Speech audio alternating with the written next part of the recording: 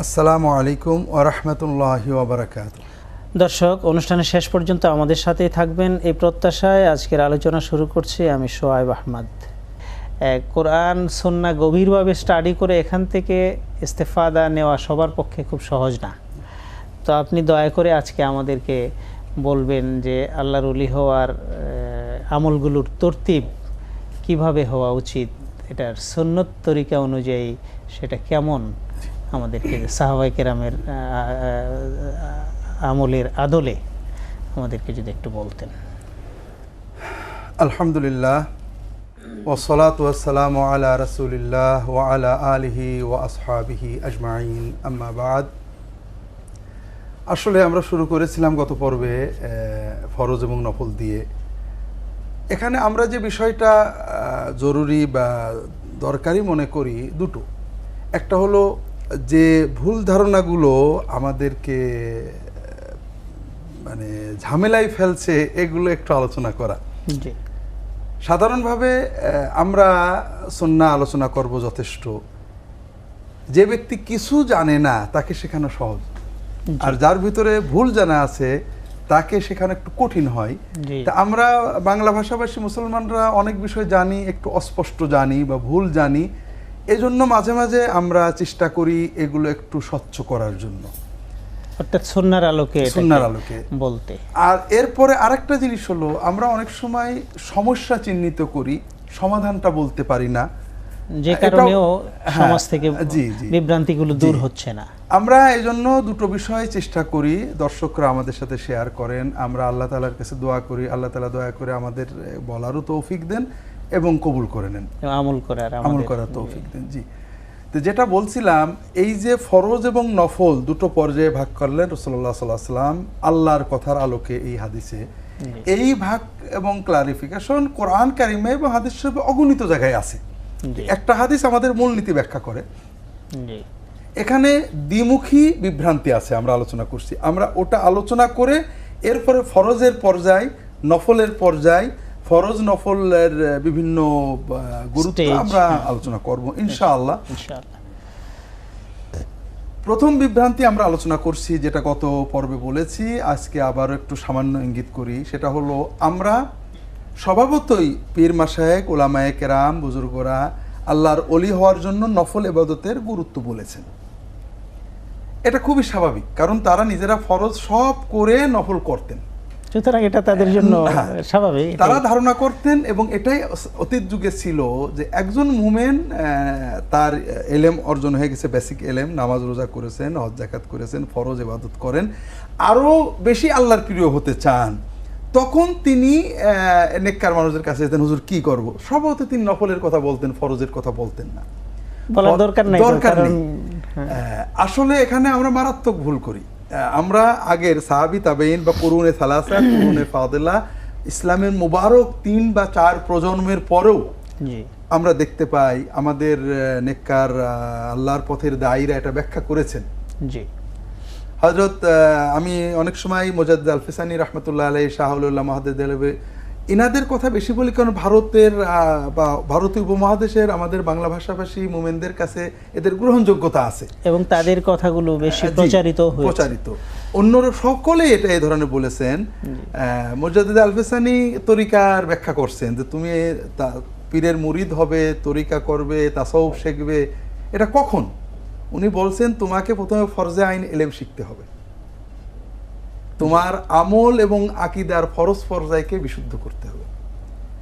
সেটা কি উনি বোঝাচ্ছেন যে তোমার একটা ডানা হলো ঈমান, তুমি এলেম শিখে কোরআন হাদিস চর্চা করে, আলেমদের বই, লেখা বই পড়ে, নিজে পড়ে, পড়ার কথা বলেছেন, নিজে পড়ে তুমি তোমার ঈমানকে বিশুদ্ধ করবে, এটা একটা।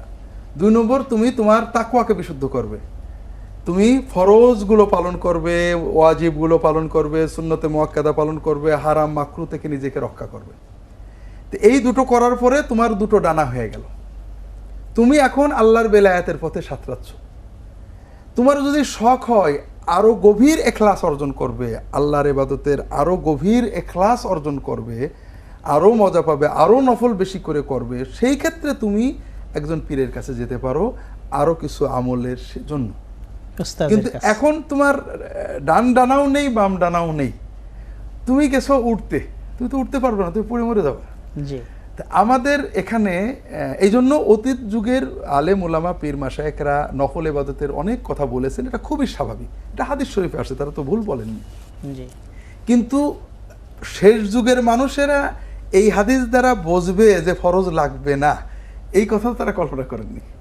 আমরা উল্টো করেছি, আমরা ফরজ নফল জিকির ওজিফা তরিকা তাসাউফ এমন তেন করি, কিন্তু আমাদের বেসিক ফরজগুলো মোটেও করছি না। দুর্ভাগ্যজনকভাবে আমরা বারবার বলেছি, জানি না হয়তো এখানেও কখনো বলেছি, যে বাংলাদেশের মুসলমানদের ভিতরে শতকরা 85 জন প্রায় দিন পালন করেন না। যারা দিন পালন করেন এদের অধিকাংশের ভিতরে দুটো ভয়ঙ্কর সমস্যা রয়েছে। একটা হলো যে তাদের ইমানটা তারা স্বচ্ছ নন, মানে তাওহিদ কি, অর্থাৎ আল্লাহর ওলি হওয়ার প্রথম যেটা তাওহিদ কি, রেসালাত কি, ইমান কি, শিরক কি, কুফর কি, বেদাত কি বোঝেন না। আর একটা হলো যে ফরজ ওয়াজিবের পর্যায়, নফলের পর্যায়, আর বিশেষ করে বান্দার হক আল্লাহর হক জানিত যে ফরজ, এটা আমরা বুঝি না। জি তো এই জন্য আল্লাহর ওলি হওয়ার ক্ষেত্রে প্রথম বিষয় যে আল্লাহর ওলি হওয়ার মজা যদি পেতে চান, দুনিয়াতে কোনো ভয় থাকবে না, দুশ্চিন্তা থাকবে না, মৃত্যুর সময় কোনো ভয় থাকবে না, দুশ্চিন্তা থাকবে না, আখেরাতে কোনো ভয় থাকবে না, দুশ্চিন্তা থাকবে না, আল্লাহ দোয়া কবুল করবেন, আল্লাহর ওলি হবেন, মাহবুব হবেন। এজন্য সবচেয়ে বেশি গুরুত্ব দিতে হবে ফরজকে, যেটা রাসূলুল্লাহ সাল্লাল্লাহু আলাইহি ওয়াসাল্লাম বললেন। ফরজ বাদ দিয়ে ফরজে কোনো রকম ত্রুটি করে, এমনকি ফরজের ভিতরের যে সুন্নত নফল আছে এইগুলোকে ত্রুটি করে নফল ইবাদত করে কোনো লাভ নেই।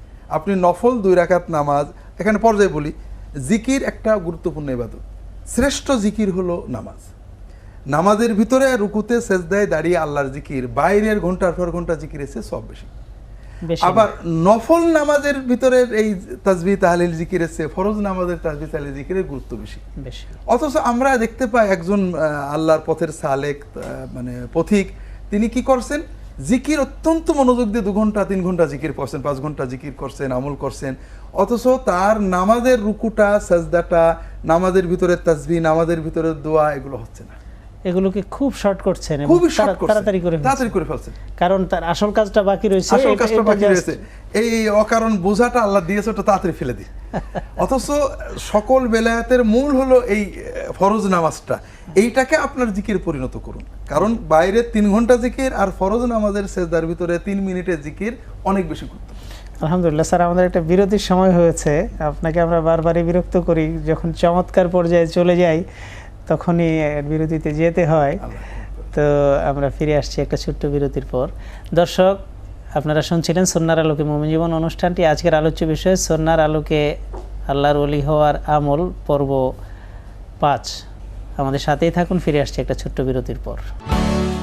শিখরের চূড়ায় তো বুঝতে না পারার কারণে আমাদের পণ্ডশ্রম হয়ে যাচ্ছে, এই কথাটা আপনি বলছিলেন, এখান থেকে আমরা শুনতে চাই।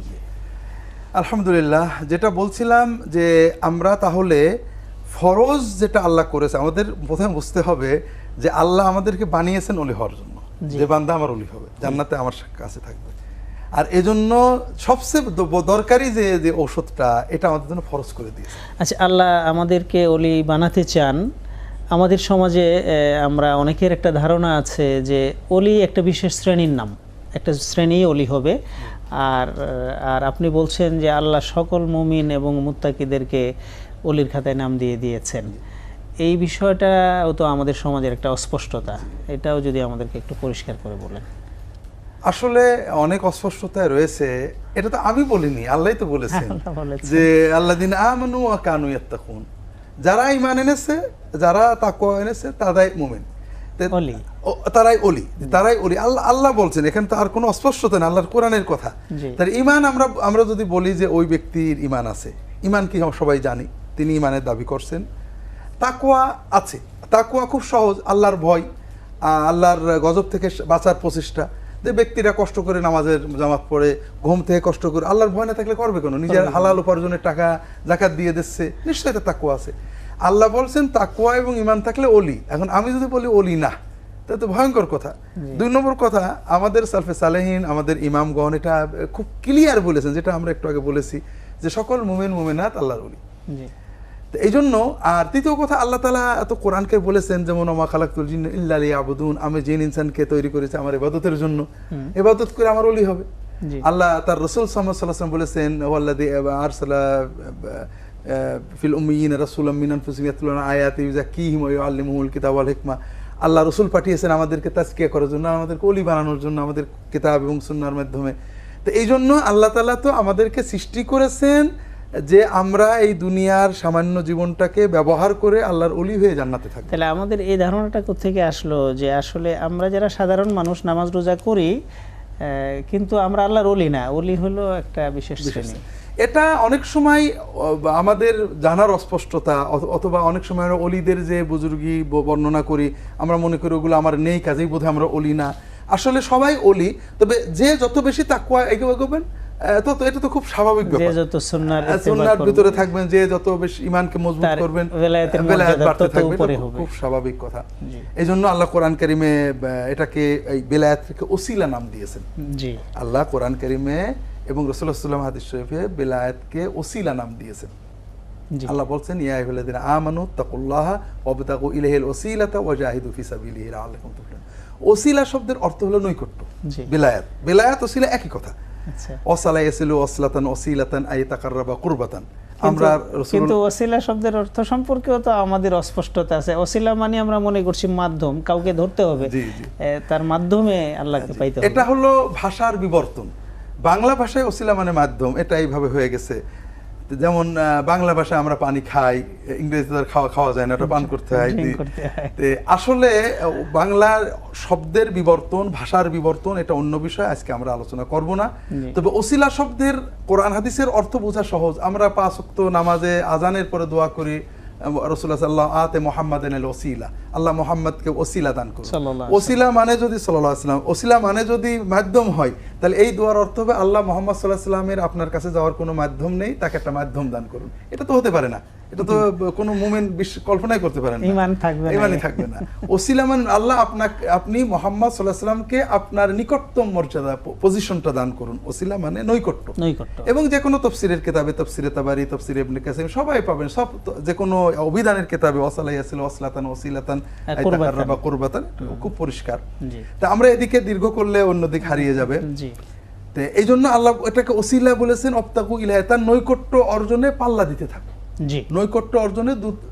তো এই জন্য বেলায়েতটা মানে অনেক মর্যাদা, জান্নাতের যেমন শত শত দরজা, বেলায়েতের ওরকম মর্যাদা রয়েছে।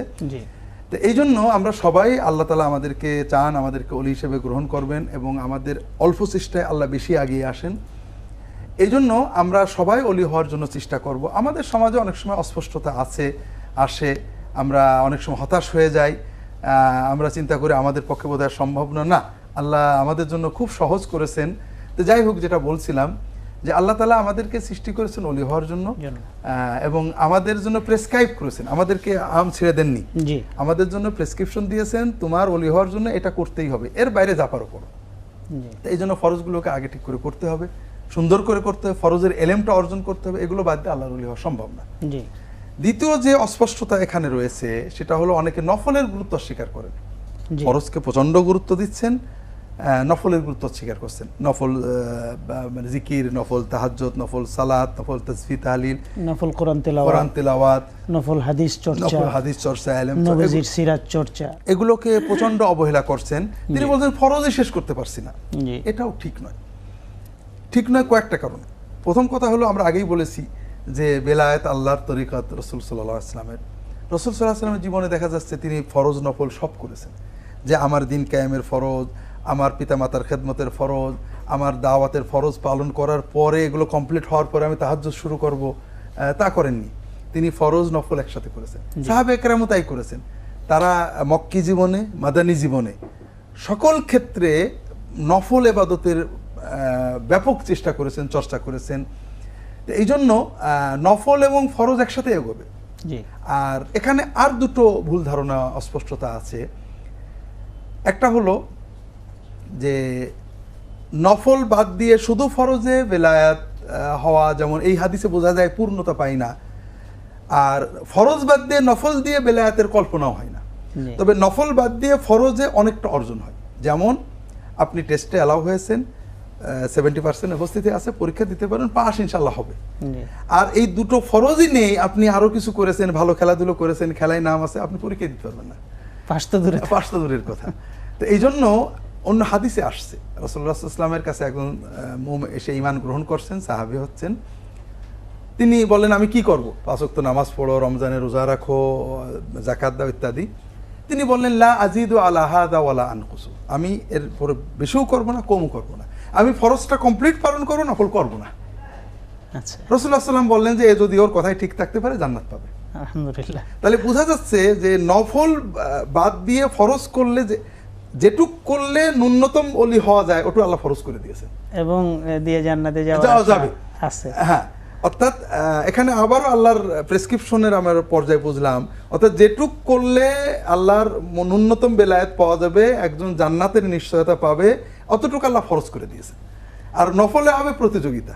জি, তো আলহামদুলিল্লাহ স্যার, এই নফলে প্রতিযোগিতা হবে, এই প্রতিযোগিতার বিষয়টাই আমাদের জানার বিষয়। আমাদের আজকে এই যে কয়েকটা পর্ব করলাম, এই পর্বের মূল বিষয়ও এটা। এই প্রতিযোগিতার বিষয়গুলো নিয়ে আমরা পরবর্তী পর্বে আলোচনা করতে চাই। আজকে আমাদের হাতে